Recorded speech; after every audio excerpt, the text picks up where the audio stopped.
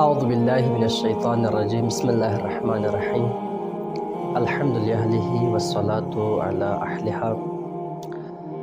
اکثر والدین اپنے بچوں کی تعلیم، تربیت اور ان کی روشن مستقبل کے بارے میں پریشان رہتے ہیں اور پوچھتے ہیں کہ کیا کیا جائے کہ بچے بات نہیں مانتے، گھر میں والدین، بڑے بھائی ان کی بد اخلاقی سے پیش آتے اور نماز نہیں پڑھتے۔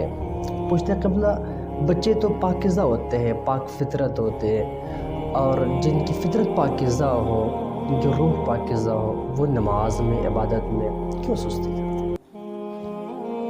دیکھیں، یہ ایک حقیقت ہے کہ رسول کریم اسلام کا بھی فرمان ہے کہ کل مولود یولد علی فطرت الاسلام، کہ ہر بچہ اور ہر بچی کی فطرت اسلام پر ہوتی ہے، پاکیزہ ہوتی ہے۔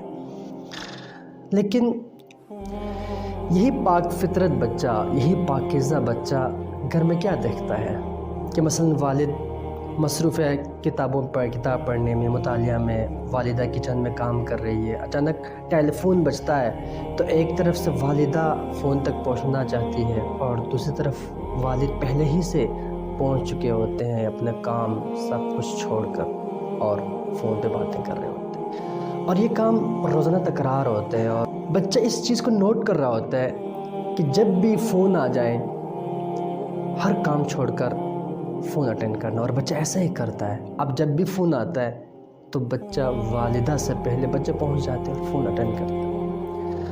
اسی گھر میں بچہ یہ منظر بھی دیکھتا ہے کہ مثلا والد گھر میں صوفے پر موبائل کے ساتھ مصروف ہے، والدہ کچن میں کھانا پکا رہی ہے، اور اچانک اللہ کی طرف سے کال آتی ہے، اذان کی آواز آتی ہے، اللہ اکبر، اللہ اکبر۔ بچہ اپنی فطرت کی آواز پر سر اٹھاتا ہے اور دیکھتا ہے، ایک طرف وہ پریشانی کے عالم میں، کہ حیرت کے عالم میں کہ یہ آواز کیسی ہے، کہاں سے آ رہی ہے، اور ایک نظر وہ آواز کے اوپر ڈالتا ہے اور ایک نظر اپنے والدین پر۔ لیکن والدین کے اندر کوئی حرکت، کوئی اہتمام اور کوئی حساسیت نظر نہیں آتی۔ تھوڑی دیر بعد بچہ بھی اپنی کھیل کود میں مصروف ہو جاتے ہیں، اور اب جب بھی اذان ہوتی ہے تو وہ بچہ جو پہلے اذان کی آواز پر سر اٹھاتا تھا اور ایک حساسیت اندر سے پیدا ہو جاتی تھی، اب بچے کے اندر یہ حساسیت ختم ہو جاتی ہے۔ اور یہ وہی حقیقت ہے جس کے بارے میں رسول کریم اسلام نے فرمایا تھا کہ کل مولود یولد علی فطرت الاسلام، کہ ہر بچہ اور اس کی فطرت اسلام پر ہوتی ہے، پاکیزہ ہوتی ہے۔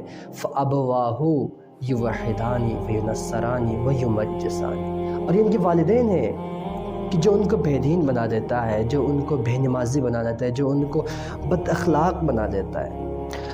کیونکہ اس سٹیج پر بچہ باتوں سے کم لیکن عمل سے اور دیکھ کر زیادہ سیکھتا ہے۔ اگر والدین نماز کے اوپر جب اذان کی آواز آتی ہے تو اس پر اتنی حساسیت دکھاتے جتنا ٹیلی فون بجنے پر حساسیت دکھاتے، تو بچہ نمازی ہو جاتا ہے، اور بچہ اس بات کو بھی نوٹ رکھتے اپنے ذہن میں کہ جب بھی اذان ہو ہر کام چھوڑ کر نماز پڑھنی ہے۔ اور یہ والدین کے لیے حکم ہے کہ رسول کریم اسلام کا فرمان ہے، علموا اولادکم اذا بلغوا 7 سنین، اپنے بچوں کو نماز کی تعلیم دو، نماز سکھائیں، نماز کے آداب، نماز کے احکام سکھائیں۔ کب؟ اذا بلغوا 7 سنین، جب بچہ 7 سال کا ہو جائے۔ 7 سال کا بچہ 1 کلاس یا 2 کلاس کا بچہ، اس کو تعلیم دیں، نماز کے آداب، احکام سکھائیں۔ خوب آگے فرماتے ہیں کہ فَضْرِبُوهُمْ اِذَا بَلَغُوا 10، کہ جب بچہ 10 سال کا ہو جائے، یہی بچہ جب 10 سال کی ایج میں پہنچ جائے اور وہ نماز میں سستی کر لے، فرماتے ہیں ان کی سرزنش کریں، ان کو ڈانٹیں، اور روایت میں تو یہی لفظ ہے کہ فَضْرِبُوهَا عَلَيْهَا، ان کو ماریں، ان کو سزا دیں اگر اس سٹیج پر بھی بچہ نماز میں سستی کرے۔ یہ اہمیت ہے دین میں نماز کا۔ یہ الگ بات ہے اور یہ حقیقت ہے کہ نماز واجب بالغ ہونے کے بعد ہوتی ہے، لیکن اس کے بعد کا معاملہ الگ ہے۔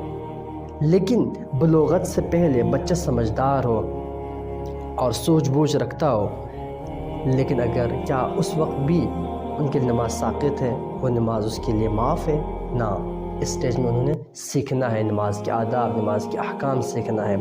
اور قرآن کریم کا یہ الفاظ ہے کہ تم اپنے آپ کو اور اپنے بچوں کو بچائیں، قُوْ أَنفُسَكُمْ وَأَهْلِيكُمْ نَارًا، اپنے آپ کو اور اپنے اہل و عیال کو اس آگ سے بچائیں جس کا ایندھن انسان ہوں گے اور پتھر ہوں گے۔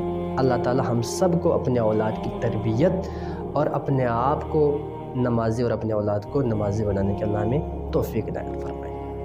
والسلام علیکم۔